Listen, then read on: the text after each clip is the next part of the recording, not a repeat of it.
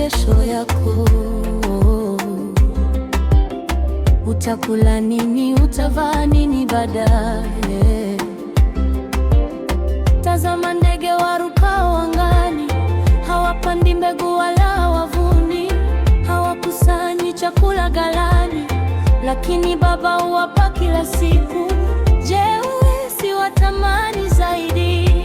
Baba hatakuacha kamwe, ukimtumaini hatakupungukia. Mkono wake haujawahi kushindwa. Tafuteni kwanza ufalme wa Mungu na haki yake milele, hayo yote mtaongezewa, kwa maana Baba ni mwaminifu.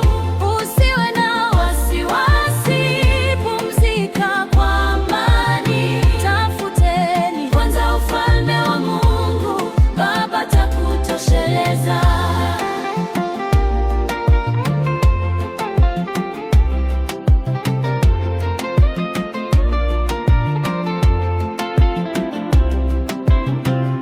Tazama maua yanavyochanua, hayafumbi wala hayasokoti, lakini yanapendeza kwa uzuri kuliko fahari ya Solomoni. Akiyavika nyasi za mashamba, atashindwaje kukuvika wewe mwenye imani haba? Baba nakujali daima.